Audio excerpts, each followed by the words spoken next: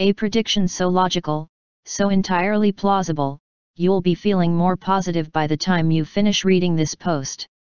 Mark your calendars, people. The Great White Dope will leave the presidency of his own accord by the summer. It will happen in August, to be more precise.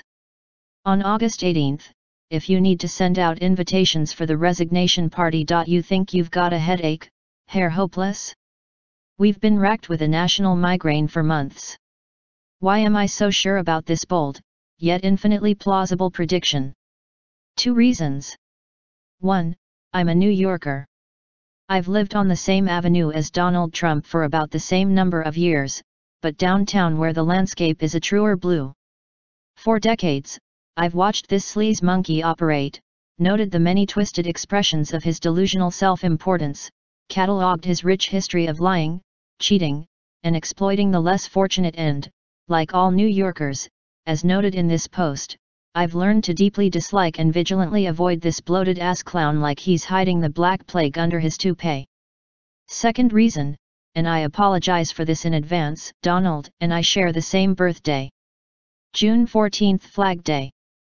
Used to be a nice, low-key, patriotic holiday. July 4th's less flamboyant cousin. Now, June 14th will be forever marked with an ugly orange Trump stain.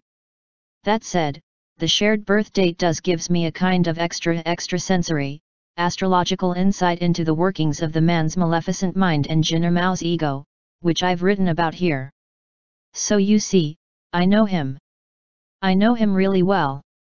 But enough preamble, here's how this historic resignation is going to unfold. January 20th, March 31st, President Trump realizes how much he hates the job. His first 60 days in office have been a nightmare. His Muslim ban gets shot down by the courts. His Obamacare repeal and replacement blows up. Mexico isn't going along with paying for the wall. The Trump rally on Wall Street fizzles. Russian meddling in our election threatens to undermine the legitimacy of his presidency. He has pissed off long-standing allies and provoked trigger-happy enemies. And his approval numbers are the lowest in history. Most important to President Prima Donald, all the people he thought would be kissing his ass by now, the only audience of admirers he ever cared about, Hollywood celebrities, television stars, and wealthy media moguls, hate his guts. They stayed away from his inauguration, won't return his calls, and avoid being seen in public with him like he's their imbecile half-brother. Add to that insult, the only people left who sort of like him are those who he has a long history of assiduously ignoring, the undereducated, underemployed, underfunded, underprivileged, and underachieving underdogs. It's all adding up to be a gigantic bust. With Commander Comeover now the butt of every late-night joke and easily the most illustrious laughingstock in American history. And, of course, in Mr. Yellowfella's thin-membraned mind, this cannot continue. Thus, the stage is set. April 1st, April 23rd, the FBI, NSA, CIA, and House Select Committee on Intelligence start closing in on him. Pissed off for being thrown under the bus, Paul Manafort speaks publicly before Congress, and privately to the feds, and not only are Bannon, Sessions, Flynn, Tillerson, and Ross credibly linked to Putin and the Russian plan to interfere with our presidential election, so is Trump's son-in-law Jared Kushner. As the rising heat causes rivulets of perspiration to run down his pancake makeup, Trump begins to panic. He starts to lose sleep, and the sleep deprivation causes him to become more erratic, eat more Cheetos, and send out even more absurd and abrasive pre-dawn tweets. In a flurry of messages during a few short days in mid-April, he calls one key Senate ally a walking wimp weasel, accuses Michelle Obama of dissing Melania on Inauguration Day, disses Melania for being an absentee FLOTUS, and is heard on leaked recordings calling Benjamin Netanyahu of Israel a slimy himmy. The blowback from all this is fast, furious, and crippling. Trump realizes that he not only hates being president, he also sucks at it. He starts talking to Bannon about options. The plot thickens. April 24th, May 29th, in a desperate attempt to distract the American public from the inevitability of a treason indictment, Trump spreads divorce rumors. He's seen it work on dozens of reality TV shows, including his own. If you want to get the public's undivided attention while drawing scrutiny away from something you'd prefer to hide, create a scandal. And so he does. With help from Bannon, Trump and his daughter Ivanka develop an elaborate scheme to plant rumors about Melania having an affair with a billionaire movie producer. Fuck those Hollywood hacks, let them suck this, says the president behind closed, but heavily wiretapped doors. The president then feigns heartbreak to curry favor with cuckolded men and sympathetic women. The Christian right declares outrage over Melania's alleged infidelity. Even Arnold Schwarzenegger issues a statement condemning the First Lady's indiscretions and supporting the president.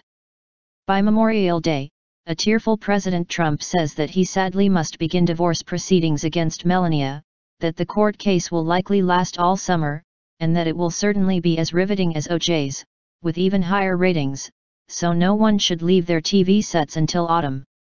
He assures the public that he'll do his best to keep them informed about all POTUS-FLOTUS divorce developments on a minute-by-minute basis, and further announces that the cackling, crazy-haired television commentator Nancy Grace will be delivering additional play-by-play.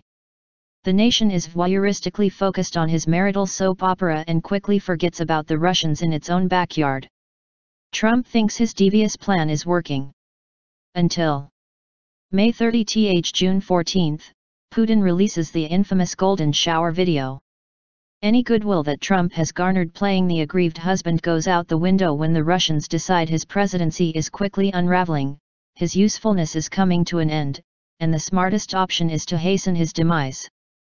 And that's when we see him, fully naked on our television sets, a pasty, drooling, flesh cake of a man, a corpulent slug with his meticulous ridiculous hair rug in place, lying under an alternating stream of warm liquid delivered by a fit foursome of nuble Russian prostitutes.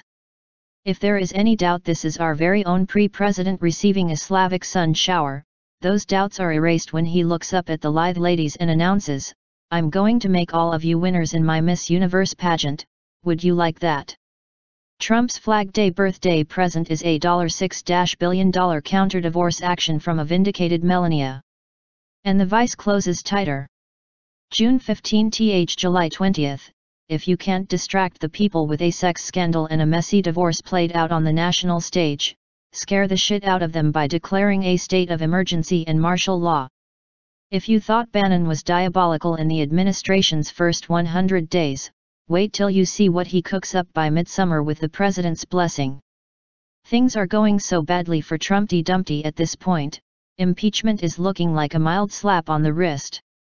People in the streets are yelling, "Lock him up," as it becomes apparent that he, and most in his inner circle, are about to be sanctioned, condemned, and indicted for serious crimes that start with colluding with the enemy, extend to fixing an election, touch on embezzling billions of dollars from the national treasury, and land firmly on treason, with murder tossed in after a few Putin-style poisonings and roof tossings occur at Trump's Washington, D.C. hotel. Saving his presidency and, more important to Trump, his honor, legacy, and ability to indiscriminately grab pussy till the end of his days, now becomes a do-or-die mission. Enter the unprecedented national emergency.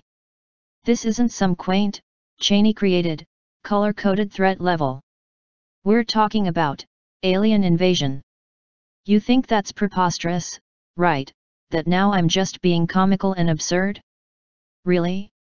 Need I remind you that this is the same paranoid, possibly mentally ill president who accused his predecessor of personally bugging his office at Trump Tower with absolutely no proof at all? Knowing that, you still think faking an alien takeover is too heavy-handed and asinine for the Lion King and his Dr. Evil sidekick? Are you sure? Consider this the kind of crimes committed against this country by Trump, the size of which America has never seen before, would have to be met with an urgent existential threat to fully absorb the resources and attention of all the nation's intelligence organizations, law enforcement agencies, local police forces, even the military. And that's where planet-threatening aliens come in. On or around July 4th, that's right, Independence Day, the White House starts leaking rumors that a fleet of unidentified spacecraft seems to have entered our solar system.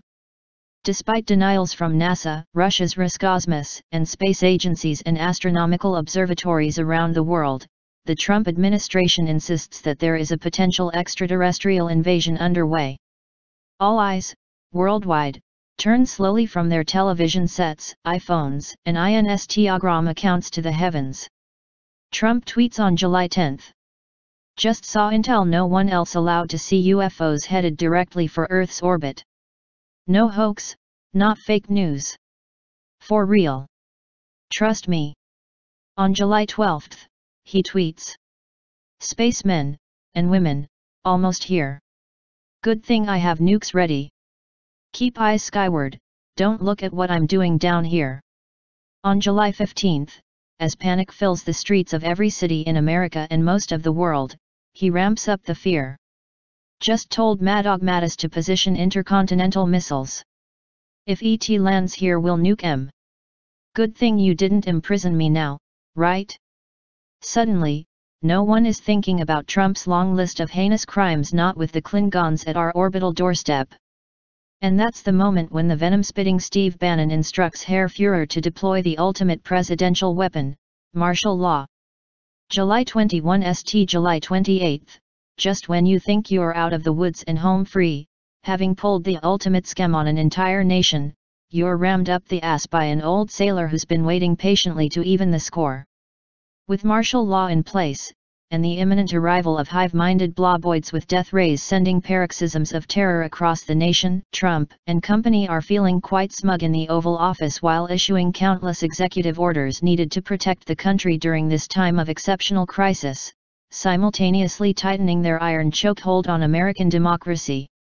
But this is not where my plausible prediction ends. No, no, no. On or around July 28, George Herbert Walker Bush, former World War II Navy flyer and 41st President of the United States, who is, yes, still alive, makes a formal appeal to the White House that he be allowed to address the nation about the alien invasion from his summer home in Kennebunkport, Me. Trump, assuming Bush, a fellow Republican and former CIA director, will support his crisis-driven, autocratic security measures, approves the old soldier's request for a national address. Here's what he will say. My fellow Americans. I love this country, and I don't want to see it, or its host planet Earth, destroyed by extraterrestrials. Luckily, that's not going to happen, not today, or tomorrow, or in the next century, because there are no aliens coming. It's total bullshit. For the past 7 months you've been lied to and jerked around by this mango-colored monstrosity of a human being who calls himself your president and somehow stumbled into the White House. At this point, the White House tries to kill the satellite feed to Kennebunkport, but Bush has already received assurances from his old allies at the CIA and NSA that they've neutralized any White House interference. I want to assure you that Mr. Trump and his accomplices have fabricated this alien invasion story to deflect attention away from his massive misdeeds and miscarriages of justice, his treasonous conduct against this country, and his incredibly poor diet. Furthermore, I have been working behind the scenes with congressmen and senators from both parties to ensure that any further executive orders from the White House be nullified and the influence of President Trump be neutralized. The martial law decree will also be lifted. Criminal charges against the short-fingered vulgarian will be filed immediately, and Putin's papaya-flavored pawn will not be allowed to conduct business as usual or command the nation's armed forces going forward. I have those assurances from my friends at the Pentagon. The day will come, my friends, when this nation sees the end of its rise as a great democratic stronghold and respected world power, but that time isn't now, isn't soon, and certainly isn't on my watch. This is former President George Bush saying good night and God bless. July 29 th August 17. A crash course in spinning an epic lie to make yourself look good and your country look bad. With the entire house of cards crashing down around him in the days after the elder Bush's address, Trump Plethyskin is desperate to find an honorable way out of his malignant predicament. On August 12, he goes on national television and declares that old man Bush is a nice former president but totally senile and playing with a pouch full of loose marbles. He also doubles down on his alien fabrications, saying that the latest satellite pictures indicate that the alien spaceships are sneakily parked behind the moon where we can't see them, but could come out at any moment and present a dire threat to all earthly life as well as a comeback season for the Celebrity Apprentice. In an unhinged rage, the president says that no one is listening to him even though he's the only one who can save the country and the world. He says that the mainstream media is out to get him and won't let him operate without impunity. He declares that the government has broken down, that the system is totally unfixable, and that he has tried everything he can to make the country great again but is getting no cooperation. Sean Spicer runs in at this point with what the president says are the latest satellite images of the alien invaders. On closer inspection, these appear to be slightly altered endoscopy photos from an esophageal exam. Nevertheless, the president presents them as definitive proof of an extraterrestrial breach. The Tangerine Tornado finishes by saying that he will be flying to Mar-a-Lago for the weekend and will be considering what else can be done to protect life on the planet while he plays a few rounds of golf. August 18, the resignation. Upon returning to Washington after his 33rd trip to Mar-a-Lago since becoming president, Mr. Trump is besieged by up to 10 million protesters surging against the gates of the White House. As Adolf Hitler leaves Washington for the last time, he'll give photographers one final opportunity to snap pictures of his impossibly small hands. He takes to the airwaves again to announce that, just as he thought, Washington is filled with nothing but a bunch of tight-ass paper pushers who don't have the slightest clue how to run a successful business operation. Sad. If this is the kind of government the people want, instead of letting me make America a world-class corrupt power, well then, there's nothing more for me to do here. It's hopeless. I have told Mike Pence that I'm handing in my resignation and returning to New York.